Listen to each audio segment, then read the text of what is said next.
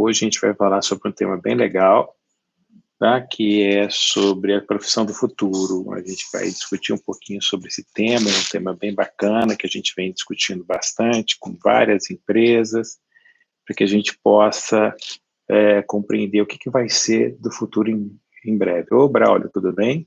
Prazer em ter você aqui com a gente. Tudo bom, Ludmila? Boa tarde.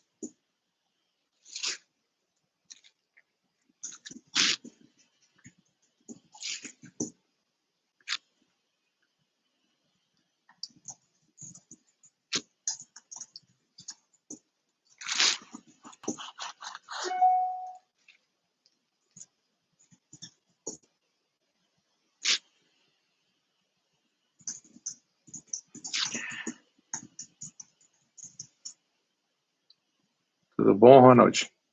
Seja bem-vindo também aqui ao nosso bate-papo.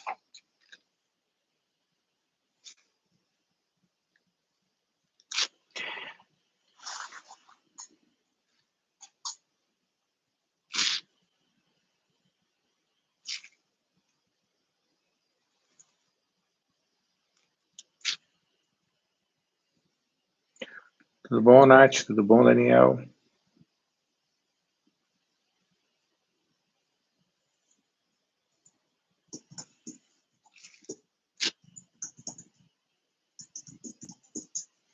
Boa tarde, Daniel.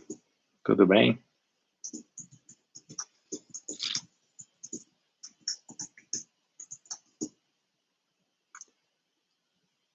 Bom, pessoal, a gente vai começar a bater um papo, vou me apresentar aqui rapidamente, tá? Meu nome é Fernando Arbache, eu tenho uma empresa na área de HR Tech, que é Recursos Humanos e Tecnologias, e EduTech, que é da área de Educação e Tecnologia. Sou hoje pesquisador da MIT nos Estados Unidos há 9 anos, instrutor da MIT também. Trabalho com muita tecnologia, trabalho com inteligência artificial, também trabalho como professor de algumas instituições, e agora, basicamente, a gente está focando muito mais, cada vez mais, no cenário digital. A ideia aqui para a gente é fazer uma apresentação, uma breve apresentação sobre a profissão do futuro, sobre o que está acontecendo, como é que está acontecendo, quais são nossas perspectivas, o que a gente pensa do futuro, como é que a gente está olhando todo esse mercado que está por chegar aí. Nós vamos discutir bastante a questão do que estava acontecendo antes, o que está acontecendo agora, o que pode vir a acontecer no futuro. Eu gostaria que vocês ficassem à vontade para fazer perguntas, tá? Ou seja, vocês têm o chat aí, fiquem à vontade para fazer perguntas, para questionar, para fazer colocações, fiquem à vontade, que a gente vai fazendo tudo aqui online, simultaneamente. Antes de mais nada, é muito interessante a gente estar aqui nesse momento, ao invés de estarmos ao vivo, estarmos aqui todo mundo com seus computadores, a gente está aqui todo mundo digitalmente se encontrando para fazer um bate-papo. Isso era impensável alguns meses atrás e agora se tornou uma realidade que a gente está tendo que fazer quase que sempre. Tem algumas coisas acontecendo nesse momento que são processos muito complexos. Por exemplo, a FGV está tendo aula hoje online. E isso nunca passou pela cabeça de ninguém na FGV que isso poderia acontecer, mas está acontecendo. FGV, Fundação Dom Cabral, universidades públicas, universidades privadas, MIT, quase todas as instituições passaram a ter aulas digitais. Muitos de vocês estão em home office, inclusive a gente fez um podcast com a Thaís Bittencourt, que é daí da Fronius, a respeito da percepção dela em relação a home office. Bem interessante, acho que vale a pena vocês ouvirem esse podcast. Depois eu vou passar também meu canal de podcast, para que vocês possam escutar os diversos podcasts que tem lá, e muitos falam sobre esse tema. Então, a gente está hoje no momento agora, todo mundo conectado, olhando o que está acontecendo, observando, e principalmente mudando os hábitos. Mas isso não é de agora, tá? Essas mudanças que estão acontecendo não é devido à pandemia, ela foi acelerada na pandemia. Não é devido ao Covid, mas porque há um ciclo constante de inovação no mercado, há um ciclo constante de inovação de tecnologia e que vem acontecendo várias mudanças. Esse ciclo de mudança de tecnologia, ele aconteceu especificamente uma data. A gente pode pegar uma data específica da humanidade e começar a dizer o seguinte: a partir dessa data começou a haver uma mudança muito forte, né, em todos os conceitos em relação a ciclo de vida de produto, a tecnologia, a inovação. Que data é essa? Foi em 1726. Em 1726, aconteceu um fato muito curioso, que surgiu o primeiro tear a vapor, né? Ou seja, ele foi o primórdio da Revolução Industrial que viria a acontecer em 1760. Antes de 1726, haviam evoluções, haviam melhorias nas tecnologias, mas uma velocidade muito lenta. Quase tudo era feito via artesão, um artesão pegava o seu produto, pegava o que você precisava e fazia aquilo diretamente para você. A partir daí, o que aconteceu? Os teares a vapor começaram a ampliar a produtividade, começou a aumentar a capacidade, a escala, e, consequentemente, fez com que as pessoas comprassem mais e começassem a perceber a necessidade de mudar. Qual é o grande, se você for pegar dos grandes pesquisadores que existem hoje, as grandes escolas, a minha empresa teve internada, teve imersa no Vale do Silício em 2018, durante 40 dias, tá? Nós fomos acelerados pela Plug and Play, que é a mesma aceleradora do Google, e lá a gente viu muita coisa interessante, que é o ciclo de crescimento das empresas em relação à inovação e ao ciclo de disrupção, ou seja, muita coisa veio acontecendo. Mas essa data, a partir de 1726, começou a surgir muita coisa interessante. O ser humano começou a perceber que podia muito mais além do que fazer aquele produto de forma artesanal, que entregando uma das pessoas, e começaram a perceber que poderiam fazer mais e mais e mais. Surgiu, então, a chamada primeira grande revolução industrial. Essa revolução industrial foi muito impactante para o ser humano, porque o ser humano começou a trabalhar de uma forma diferente que trabalhava anteriormente. Ao invés de ele trabalhar de forma individual, direcionada a cada pessoa, ele começou a pensar em escala, começou a pensar em crescimento, começou a pensar em volume, e isso foi acontecendo cada vez mais. E as máquinas e as tecnologias foram acelerando, todo o impulsionamento da mecanização foi crescendo, e a gente começou a fazer um papel diferente do que a gente fazia antes. Antes de 1726, o que era mais importante para um artesão era a criatividade. Ele batia o olho numa pessoa, sabia o que ele precisava, tinha empatia, conseguia olhar para o indivíduo, entendia a necessidade dele e fazia o que ele precisava, entregava um produto direcionado àquela pessoa. A partir de 1726, a relação entre o industrial, as indústrias, os industriais e as pessoas começaram a ficar diferente, porque ao invés de ele pegar e olhar para uma pessoa, ele olhava para grandes grupos. E ele começou a perder um pouco a empatia. Não é que houve a perda da empatia, mas a empatia ficou em segundo plano. Ou seja, as pessoas começaram a olhar muito mais em algo que era custo, ou seja, atender uma quantidade maior de pessoas do que efetivamente atender um indivíduo. E aí houve realmente uma necessidade, uma percepção das pessoas que foi muito interessante, que é o seguinte: eu prefiro ter algo barato e ter do que não conseguir ter algo caro que era específico para mim. E isso se disseminou pela humanidade muito fortemente. É isso mesmo, Sheila, a teoria dos tempos e movimentos. Exatamente. Então, o que aconteceu? Começou a haver uma mudança na necessidade das pessoas, dos consumidores. Eles queriam ter cada vez mais. E nós, seres humanos, que estávamos do lado de trás das máquinas, começamos a pensar: como é que a gente pode produzir mais barato, numa escala cada vez maior e numa distribuição maior? A gente começou a deixar de ser unicamente pessoas focadas em outras pessoas, e passamos a pensar em processos. Daí surgiram várias modificações na indústria, veio o Taylorismo, enfim, um monte de teorias aí que muitos de vocês conhecem, outros não, mas também aqui a gente não vai pautar nisso, até chegar a 1908. Em 1908 surgiu uma onda chamada Fordismo, que foi de Henry Ford, que começou a querer fazer muito volume. E daí foi. O volume começou. Só que as pessoas começaram a perceber uma coisa: Elas não tinham opção, ou comprava um ou não comprava nada. E aí começou a surgir um grande embate. Como fazer com que eu comece a comprar coisas que sejam adaptadas a mim, porém a indústria, por outro lado, tinha que ter escala.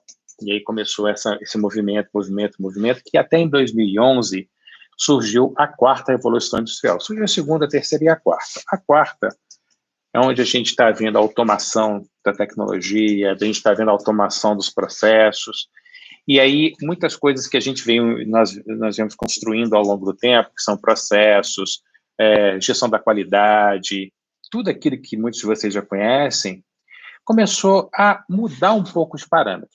Pois bem, uma máquina, ela não precisa ter um PDSA pronto, ela pode fazer isso de forma automatizada. Uma máquina, ela não precisa de gestão da qualidade, por ser o seu próprio algoritmo já gerencia isso. Uma máquina não precisa ser ensinada, porque ela já nasce com o aprendizado inserido nela. E aí muitas pessoas e muitas indústrias começaram a perceber que era mais interessante você trocar de máquinas do que ter seres humanos em determinadas posições industriais. Começou, então, a partir de 2011, um grande embate, uma grande discussão que era a respeito da empregabilidade. Como é que ficaria a empregabilidade diante de um processo de automação e robotização de praticamente várias funções que anteriormente eram exercidas por seres humanos?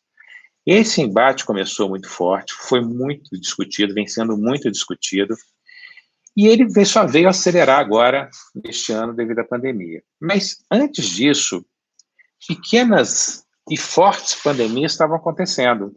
Como assim pequenas e fortes pandemias? Para a gente, a mudança veio agora.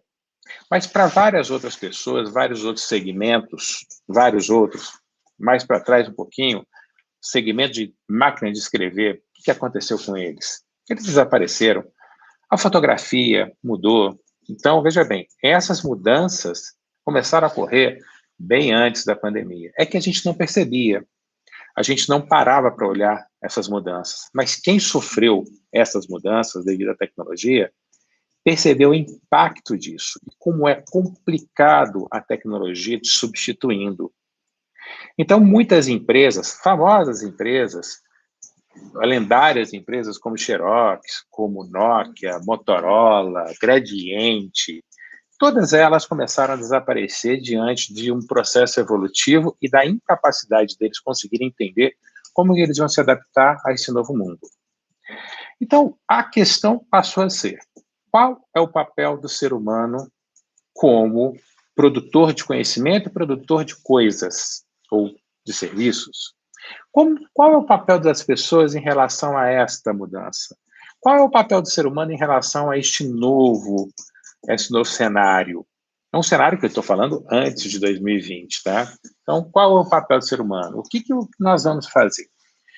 E grandes pensadores, grandes centros de pesquisa na área de recursos humanos começaram a pensar: e agora? O que vai acontecer com as pessoas? Como é que elas vão se adaptar a este novo mundo, onde a tecnologia ela é substituta à operação do ser humano? Ou seja, eu não preciso mais daquela pessoa apertando o botão ou fazendo processos muito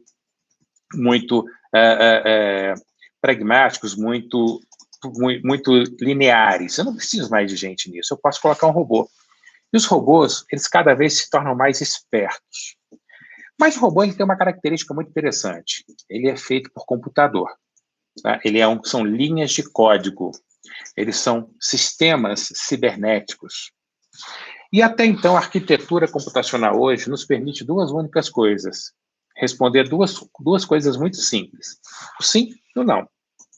Então, se você pega a tecnologia computacional, ele só te responde o sim e o não. Então, para que eu forme ou para que eu desenvolva um algoritmo de automação, eu preciso saber tudo o que ele vai fazer de maneira precisa. Então, ele vai pegar e desenvolver todos os procedimentos dele de maneira precisa. Esses procedimentos não podem ser alterados, porque senão o computador falha. Então, eu tenho que seguir rigorosamente determinados processos. Muito bem. Está aí a grande chance do ser humano. Qual é a diferença entre o ser humano e qual é a diferença entre o robô? O robô segue procedimentos unicamente que ele conhece, o ser humano não. Vou provar para vocês o quão ser humano nós somos. Quem já entrou no cheque especial aqui? Aliás, entrar no cheque especial no Brasil é uma loucura, por causa dos juros altíssimos. No entanto, vários de vocês, eu tenho certeza, já entrou no cheque especial, mas principalmente para comprar aquilo que não precisava. Aí eu pergunto para vocês, isso é lógico? Uma máquina faria isso? Jamais, porque isso é ilógico. Então, a diferença entre a máquina e o ser humano é a capacidade de reações ilógicas. Na realidade, o que a tomada de decisão sem cabimento pode nos trazer? A inovação. A inovação é fruto de tomadas de decisões no qual a máquina não tomaria. É você experimentar o novo, é você testar algo que nunca ninguém havia pensado. Vou dar um exemplo para vocês muito interessante. Se vocês olharem os drones que vão para combate, nós temos drones que conseguem distinguir uma pessoa, distinguir quem são as pessoas, e conseguem atacá-la de forma totalmente automatizada. Mas eu não coloco um robô para dirigir um avião comercial. Por quê? Porque se um drone cair, ele vai cair no campo inimigo, vai ter um efeito colateral baixíssimo, não vai matar ninguém que é amigo, ou seja, não é um problema, em tese. Se um avião cair, isso é um problema. Por quê? Eu estou matando pessoas, no qual eu fui contratado para transportar. Se vocês olharem alguns casos da aviação, onde o piloto ele excedeu o limite do conhecimento e foi além, como aconteceu quando aquele pouso do Rio Hudson, como aconteceu o pouso que teve recentemente agora em Belo Horizonte, de um avião da Latam, onde os pilotos, eles simplesmente tinham uma condição no qual eles não foram treinados para fazer. E eles executaram por criatividade, tiveram uma criatividade, porque a criatividade não serve só para criar coisas, a criatividade serve para você sair de problemas complexos, achar soluções para problemas complexos. Então, eles criaram um procedimento no qual eles não foram treinados e conseguiram pousar aviões em lugares que não se imaginava, salvando a vida de todas as pessoas que estavam dentro da aeronave. Então, por isso que hoje a gente não coloca uma máquina para pilotar um avião. Porque o ser humano ainda ele é muito importante, porque ele pode trabalhar com procedimentos no qual a máquina não trabalharia, ele cria. E exatamente é isso que nós estamos começando a olhar para o ser humano, a sua capacidade de criar. Veja bem, nós saímos de uma estrutura totalmente processual, aonde o que era mais importante é você ser ágil nos seus processos, garantir que o seu processo seja executado de maneira perfeita para você alcançar a produtividade. Estamos começando a olhar um momento em que essa produtividade pode ser assumida por máquinas.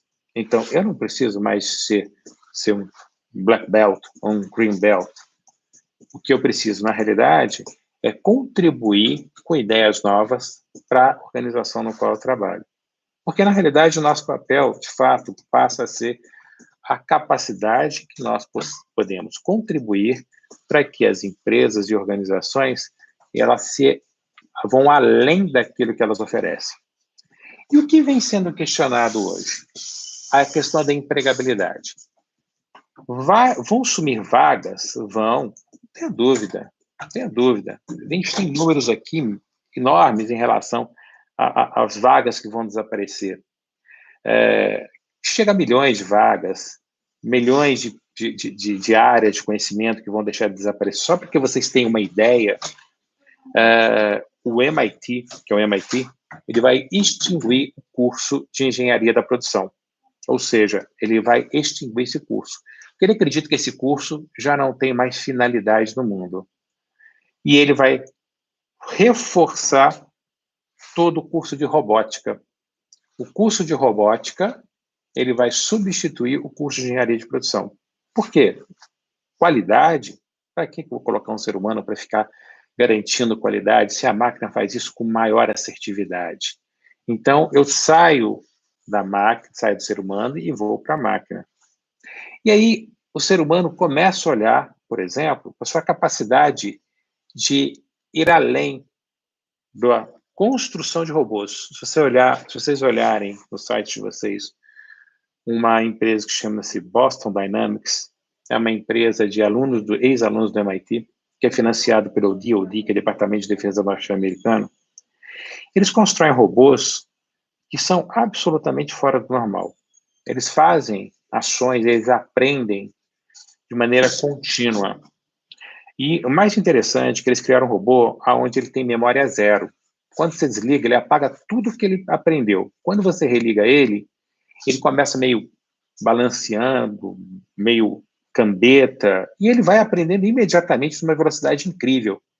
Quando você olha, o robô já está andando quase que na posição de um ser humano, em alguns minutos.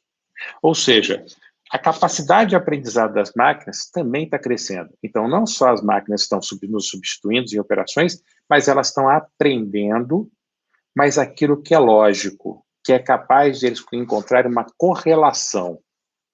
O que nós temos que pensar? O que vocês têm que pensar? Qual é o futuro do trabalho? O futuro do trabalho extrapola essa questão de você ter qualidade técnica. Aliás, existe uma teoria hoje muito discutida por Stanford, que é a universidade aqui no Vale do Silício, e a Universidade da Califórnia, a famosa UCLA. Também Sloan fala um pouco disso, que o conhecimento ele é commodity. Aprender é commodity. Ter teoria é commodity. Por que um commodity? Porque você aprende na Udemy, aprende em vários outros lugares. O que não é commodity é a sua capacidade de criar e a sua personalidade. Nós fizemos um trabalho recentemente muito curioso, muito interessante, que é sobre o ser humano e a sua capacidade criativa. Quando você mensura a criatividade do ser humano até aproximadamente em torno de 6 a 8 anos, mais de 90% desses seres humanos, novos, jovens, crianças, eles são criativos. Se você pega uma mesma amostragem com pessoas acima de 24 anos, isso reduz para 8 a 12%.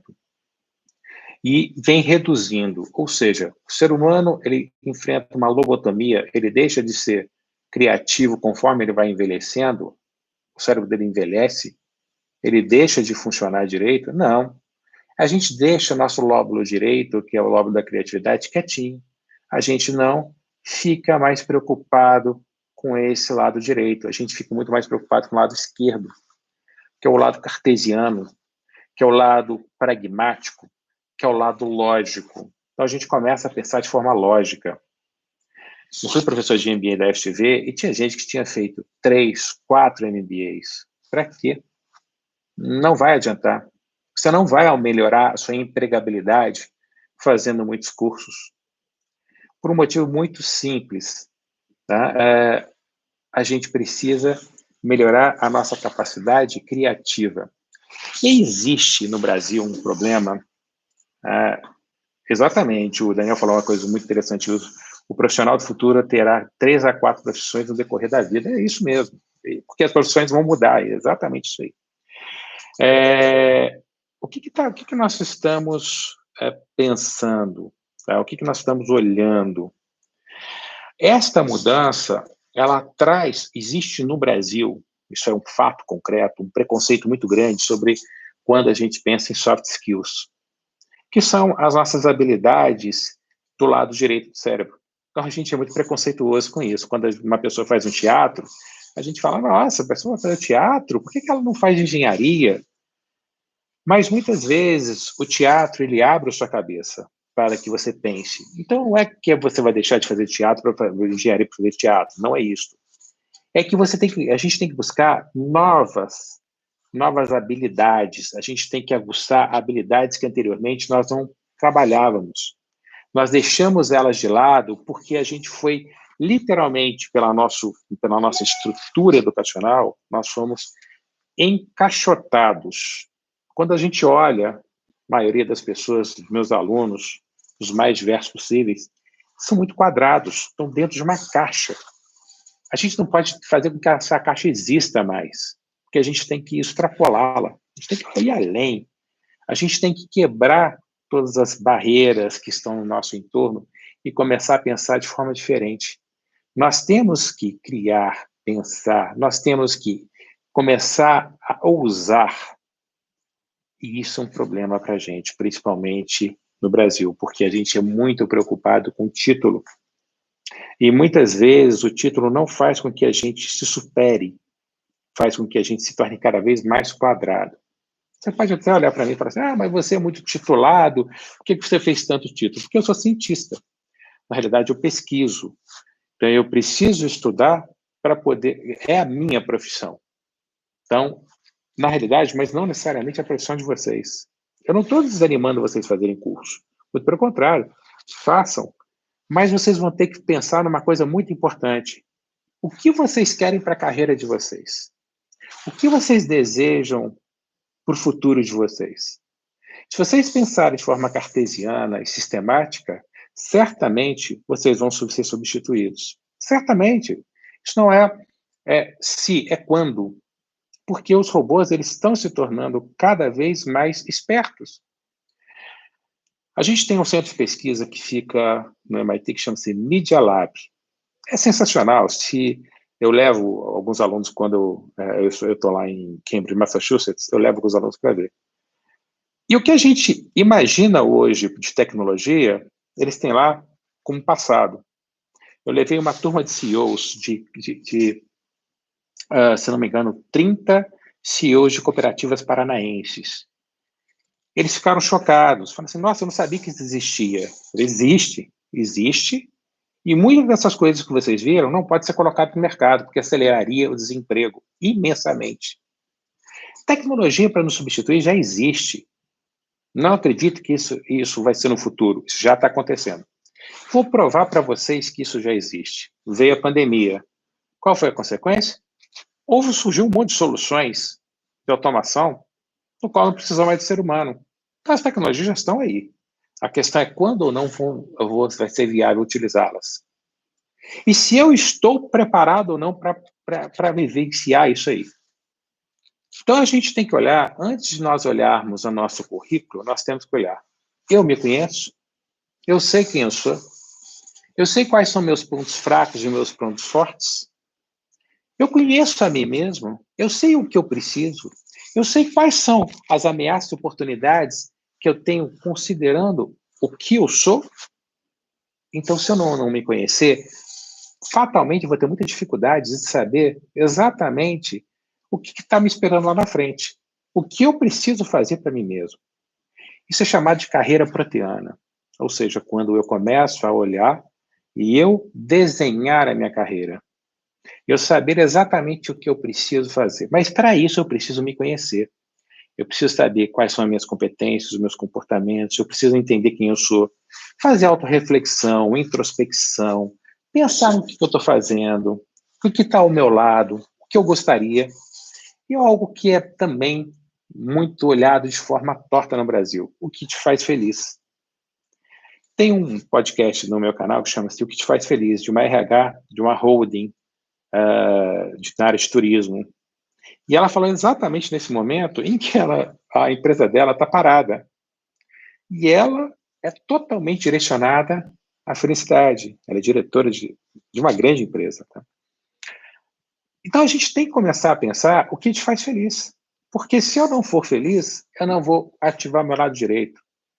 Não ativando meu lado direito, eu não vou ser criativo. Não sendo criativo, eu não vou ter lugar no mercado. Tem um ponto muito importante que eu gostaria de falar para vocês, que é alguma coisa bem interessante, que é o seguinte. Me diga quem não gosta do seu próprio celular. Me diga quem não gosta da tecnologia embarcada no celular. Então, nós somos excelentes usuários de tecnologia. Excelentes. Nós adoramos tecnologia. Só que nós somos usuários. Quanto mais nós usarmos, nós vamos estimular a indústria a fazer mais tecnologia, que são substitutos a nós mesmos. Então, nós estamos proporcionando que a indústria crie coisas para nos substituir. Porque nós somos excelentes usuários, nós amamos tecnologia. Nós amamos tudo que vem de automação. Mas nós não fazemos automação. Nós precisamos entender que se nós não tivermos os dois cenários, usuário e executores, nós não vamos estar completo para vencermos esse futuro que nós temos aqui. Só ler a mensagem aqui do Watson. Essa automação não poderá ser um perigo para o capitalismo? Não tenha dúvida. Ela é um perigo para todos nós, na realidade. Se a mão de obra humana será dispensável, quem irá consumir os produtos? Essa é uma boa pergunta, muito boa pergunta, e essa eu faço questão de responder. Quando aconteceu em 1726 o surgimento do tear a vapor, o que aconteceu em 1760?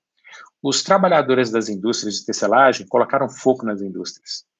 Falaram, não, vamos ficar sem empregos, os empregos vão acabar, vão ser extintos, nós vamos ficar totalmente desprovidos de serviço e trabalho, vamos morrer de fome. Exatamente essa pergunta. Só que se o mundo se readaptou, as pessoas acharam algo para fazer. É o que vai acontecer, o mundo vai se readaptar. Essa automação, tá? Boa, Braulio. Essa automação, ela trabalha muito, tá? Para alguns segmentos, outros não vão. Segmento de design. O ser humano é brilhante em fazer design. O ser humano é brilhante para criar coisas. Como é que o computador vai pegar e substituir o ser humano? Ele não tem. Lembra que eu falei para vocês? Ele tem o sim ou não. Ou sim ou não. Ou sim ou não. Nós temos outra coisa. Nós temos um sim, um não, um talvez, um pode ser, um quem sabe. Ou seja, nós temos aí várias outras possibilidades além do sim e do não. Por isso nós somos criativos. Existe um gigante espaço para o ser humano criativo. Gigante, imenso. Porque a inovação é algo que não se fez antes. Não existe a escola que te ensine a ser inovador. Não existe, isso é mito. Não existe ferramenta que te ensine a ser inovador. Não existe técnica que vai te ensinar a ser inovador. A inovação, ela surge, muitas vezes, de maneira espontânea. Às vezes eu estou dormindo, acordo com uma ideia brilhante, coloco em prática. Mas às vezes eu estou dormindo, acordo com uma ideia brilhante, não coloco em prática porque eu tenho medo. Aí eu tenho preocupação. Vai dar errado, minha resiliência é baixa. Vai dar tudo errado, eu não vou conseguir ir para frente. Ai, meu Deus, o mundo não vai me olhar de forma correta. Imagina, eu tenho que ir para o trabalho, fazer meu ganha-pão, voltar para casa, colocar dinheiro dentro de casa e pagar as contas, porque senão a sociedade vai me olhar de forma errada. Este medo faz com que você perca desemprego, e não as máquinas. As máquinas é apenas uma consequência. É uma consequência da automação do mundo. Ela está tomando lugar. Mas temos outras áreas para explorar. Várias outras áreas. Várias. Nós temos um mundo inteiro para explorar. Nós temos design, nós temos novas possibilidades tecnológicas. Mas não só isso. Eu tenho uma amiga que ela é muito rica. Imagina uma pessoa rica. Essa passou, assim, anos-luz de distância. Sabe o que ela está fazendo agora? Ela comprou uma fazenda plantando orgânico, praticamente 100% manual. O que aconteceu? Ela está exportando orgânico a um preço absurdo e vende tudo. Ou seja, você tem muitas chances de criar oportunidades e fazer a diferença. E exatamente, o Carlos Eduardo colocou uma coisa muito boa aqui. Alguém precisa programar esses robôs, executar a automação e manter funcionamento, fazer manutenção, isso tudo também gera empregos. Exatamente. Quem vai criar os novos algoritmos? Somos nós. O robô é que eu vi que o robô pode se autoprogramar. Se você for nos mais altos laboratórios de tecnologia de várias universidades americanas, canadenses, as universidades canadenses também são muito boas, é que a gente desconhece elas. Isso não existe. O robô está criando sentimento. Mito. Não, esqueça. O robô não está criando sentimento. Ele vai demorar ainda muito tempo. Enquanto nós tivermos hoje nossa arquitetura computacional da forma que ela é hoje, a gente não tem capacidade de extrapolar o 0 e 1. Tá? Então, não temos. Hoje, nós temos uma limitação, inclusive, de hardware. Então, nós temos que ainda andar muito, evoluir muito, tem muita coisa para a gente evoluir. Tá? O Daniel falou, na futurologia fala que a nova arte será a inteligência artificial.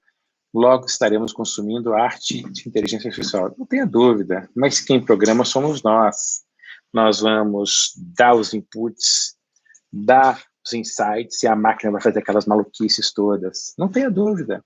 Tá? Então, mas o ser humano, ele vai ter que ser a pessoa por trás que vai imputar ou vai estimular essa máquina, porque ela tem limites, e ela não vai ultrapassar esses limites.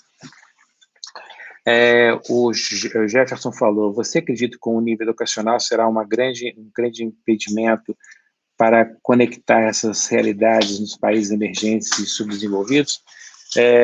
Mais ou menos, Jefferson. Quando eu estava no Vale do Silício, aconteceu um fato extremamente interessante, extremamente curioso, que é o seguinte, eu encontrei duas pessoas que vieram da África.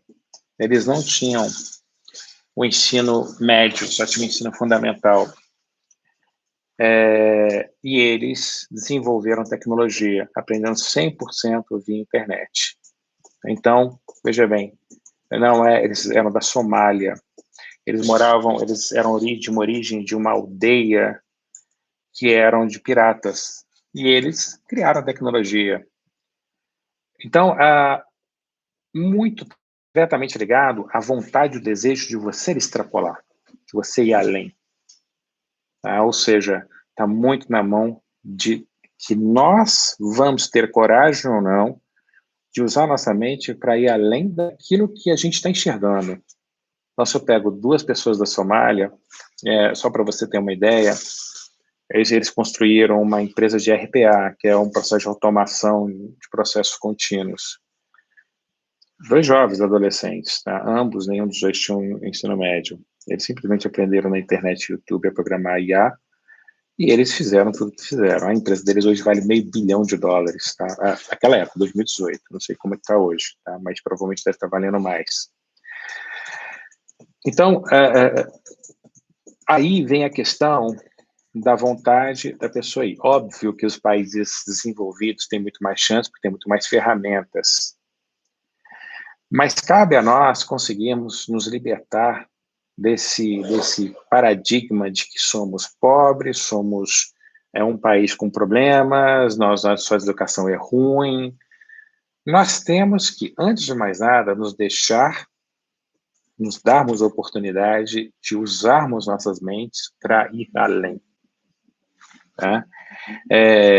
O Ronald falou, a mão de obra vai mudar, vai migrar para outros horizontes, pessoas visualizarem o mundo de forma completamente diferente, os valores humanos devem mudar de forma acentuada, não tenha dúvida.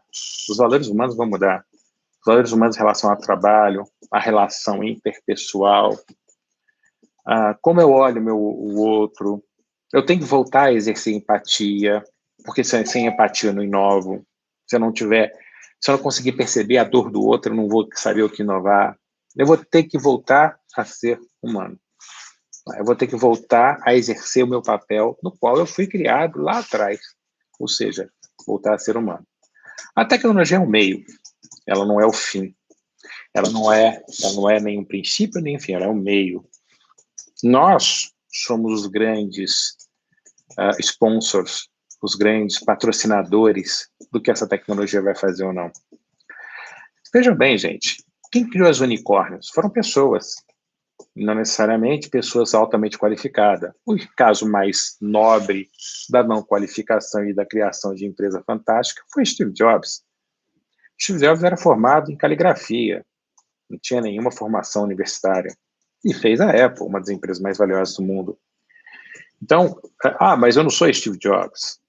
Sim, mas nós podemos, mas mais do que podemos, nós podemos ir além com outras pessoas. Se nós não conseguimos sozinho, e isso é muito difícil, irmos sozinhos, nós temos que pensar com quem ir.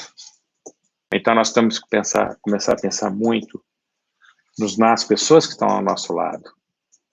Ou seja, como é que eu posso interagir mais? Porque existe uma coisa muito importante, e isso é um fato muito, muito importante mesmo, que é o seguinte: as empresas que avançaram, cresceram, que responderam às necessidades humanas, elas tinham uma característica muito interessante. As pessoas, as startups, as pessoas se enxergavam como equipe, como grupo. Ou seja, elas tinham algumas características interessantes. Eram multidisciplinares, ou seja, muitas pessoas de diversas áreas, multicultural e multigeracional. Então, não existia a questão da barreira da idade, não existia a barreira raça, gênero, enfim, qualquer coisa desse sentido. E não havia a barreira da disciplina. Qualquer pessoa podia estar em qualquer empresa. E essas empresas se tornaram unicórnios, ou seja, passaram a valer $1 bilhão. Se você conversa com esses empreendedores, são pessoas simples. São pessoas que pensam de forma simples, objetiva, sem rebuscar. Elas viram um problema e foram buscar a solução. Mas, principalmente, houve entre essas pessoas algo muito poderoso, chama-se colaboração. As pessoas passaram a ser colaborativas, começaram a trocar ideias, deixaram de lado um pouquinho a questão da vaidade, do ego, dessas coisas que muitas vezes atrapalham, embaçam a nossa visão, e começaram a evoluir. Esse processo evolutivo foi o principal elemento que fez com que muitas empresas se tornassem o que elas são. Tem um negócio muito interessante e curioso que eu gostaria de compartilhar com vocês. Antes, deixa eu só ver a mensagem do Bruno. O principal característica do homem e que as máquinas ainda não possuem é a capacidade de se adaptar às mudanças. Exatamente, não tenha dúvida. E o André falou, Fernando, com a nova estrutura de computação, por exemplo, a computação química existe mais do que 0 e 1, não tenha dúvida. Será que com isso os robôs seriam capazes de criar? Muito pouco provável ainda, porque ainda a gente tem que evoluir muito. Isso é um processo inicial ainda, tá? Então, mesmo você chegando dentro do Media Lab, que tem um laboratório de inteligência artificial, tem um computador quântico lá, eles são enormes, são pouco evoluídos e muito caros, tá? Mas eu vou compartilhar um negócio interessante com vocês. Quando eu estava no Vale do Silício, eu estava na Plug and Play. A Plug and Play é muito interessante, porque ela é uma aceleradora, é a maior aceleradora do planeta. Tá? Ela acelerou a Dropbox, acelerou o Google, acelerou a Logitech, várias dessas empresas que vocês conhecem e usam aí no dia a dia, ela acelerou. Você chega lá, isso está no meu blog, tá? Toda essa história que eu vou contar aqui para vocês está no meu blog, inclusive com filmes, com vídeos interessantíssimos sobre a Plug and Play, uma vivência muito interessante. Você não encontrava pessoas, igual, por exemplo, você encontra aqui no Brasil, empresas faziam áreas de inovação, cheia de puff colorido, quadros, um monte de carecada, né? Na Plug and Play não tem nada disso. São mesas e cadeiras e pessoas. Não existe biombo entre elas, não existe hierarquia entre elas. As pessoas poderiam chegar na sua mesa e se apresentar e falar. O café era o mesmo para todo mundo. As pessoas eram simplésimas. Ninguém se vestia de forma rebuscada. Ninguém se diferenciava. Era todo mundo igual. Digo novamente, a maior aceleradora do planeta. Você anda nas ruas do Vale do Silício, onde efetivamente acontece inovação, você não vê pessoas querendo se diferenciar daquilo que elas são de origem. Quem é muçulmano é muçulmano, quem é branco, quem é negro, enfim, quem é o que é. As pessoas continuam sendo o que são. Elas não gastam tempo tentando ser aquilo que elas não são. Elas são exatamente o que elas são e usam sua energia para criar. Esse é o grande diferencial do americano, daquele Vale do Silício, não do americano, mas do Vale do Silício. Lá de Cambridge, Massachusetts, onde você anda na rua, você tem uma distância entre Harvard e MIT de 1,5 milha. Você vai andando lá, você vê pessoas de qualquer origem, raça, qualquer religião, isso é inexpressivo. O que importa é o quanto a pessoa pode contribuir. E nós, muitas vezes, temos a mania de nos fantasiarmos, né, de criar fantasias de como é ser inovador, como é ir além. Para isso, você precisa de uma única coisa: simplicidade e acreditar em você mesmo. Existe um ponto muito fundamental que eu gostaria de falar para vocês, que faz com que as pessoas realmente estejam conectadas a este novo mundo que está chegando. Veja bem, a pandemia simplesmente acelerou isso que eu estou falando. Tá? Ela não fez com que acontecesse, já estava acontecendo. Isso já estava vindo. Simplesmente a pandemia acelerou. Tá? Então, só fez acontecer algo que já estava previsto acontecer. Eu tenho 6 pilares importantes que vocês precisam estar atentos para que vocês se reconheçam e saibam se vocês estão ou não nessa nova condição. Primeiro é relacionamento conectivo. Ou seja, eu consigo fazer conexão entre as pessoas, eu consigo me relacionar, eu consigo entender o que as pessoas estão falando, eu consigo pegar lé com cré, ou seja, eu consigo pegar 2 pensamentos e unir e falar assim, aqui eu tenho uma ideia. Você tem empatia, precisa olhar para o outro e sentir a dor do outro. Tá? Então eu preciso começar a ter essa sensibilidade. A empatia ficou envelhecida por muito tempo porque era coisa careta. Hoje não.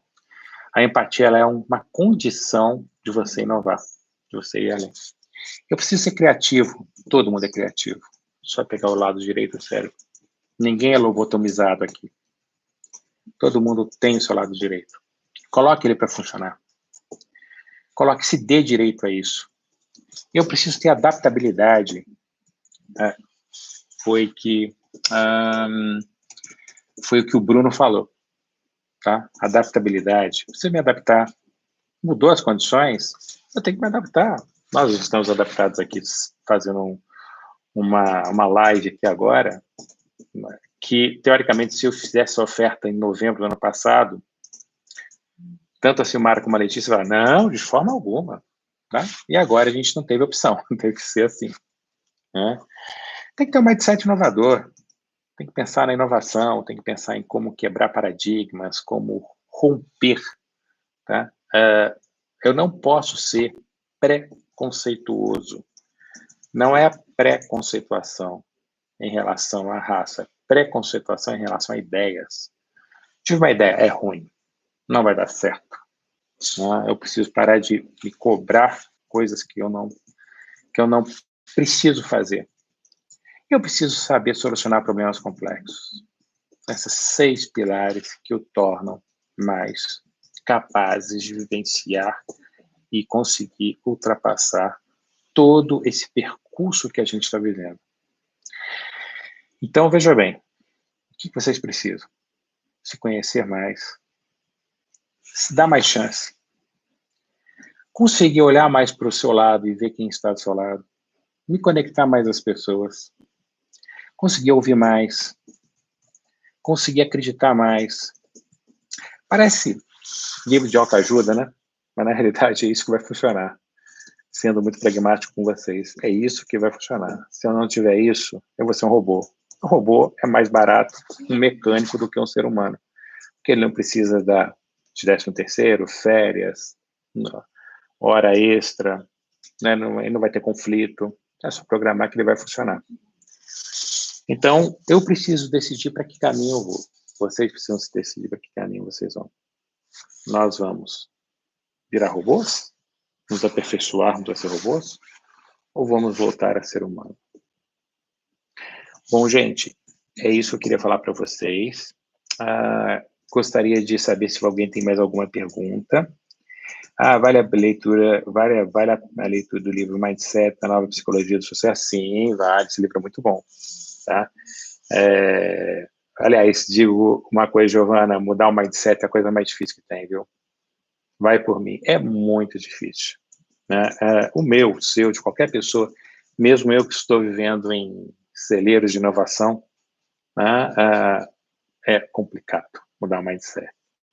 Então, leia, que é bom você entender um pouquinho, que vai te ajudar a fazer essa mudança, tá? Esse salto quântico. Ok?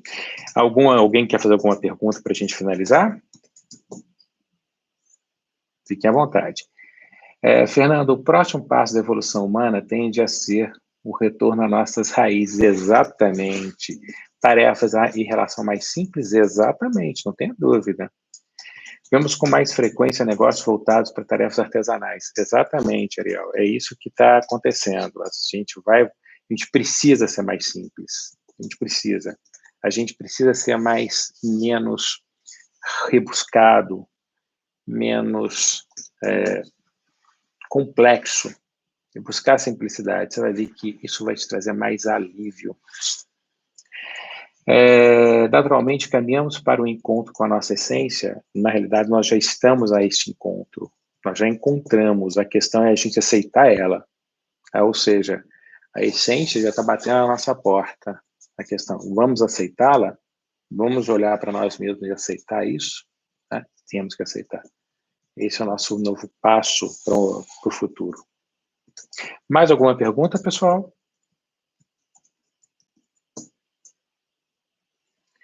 Bom, considerando que não recebi mais nenhuma pergunta, eu espero que vocês tenham gostado. Eu vou deixar aqui para vocês o nosso podcast. Nós temos muitas coisas bacanas no podcast. Eu queria fazer um convite, tá? Principalmente para as meninas, tá? Em relação a... Olha só, aqui eu vou colocar um podcast, tá? Tem muita coisa bacana. Eu vou colocar o nosso blog. Deixa eu só pegar aqui o link dele. Para que vocês tenham bastante leitura, bastante material de leitura. E aí eu vou fazer um convite para as meninas, tá? Um convite bem legal, que talvez seja bacana vocês pensarem. Existe uma página de empoderamento feminino, tá? Que eu gostaria que vocês olhassem e dessem uma varredura nela. Nós temos lá um livro. A minha esposa, Ana Paula, era patrocinadora desse canal, tá? E existe um jogo muito legal que fala sobre o EPS, que é o Jogo de Empoderamento Feminino da ONU. Tá? Eu vou passar aqui para vocês o link para vocês também, tá? E aí vocês fiquem à vontade. Ele é gratuito, tudo isso que eu passei para vocês é gratuito, fiquem à vontade para que vocês possam olhar, inclusive, a capacidade de empoderamento de vocês. Pessoal, muito obrigado, foi um prazer enorme estar aqui com vocês. Fiquem à vontade para pedir para Letícia e para Silmara com o meu contato, que a gente possa trocar ideias, pensarmos, enfim, discutirmos. Estou à disposição de vocês. Foi um prazer estar aqui com vocês e muito sucesso na carreira de vocês, ok? Um abraço para vocês. Tchau, gente.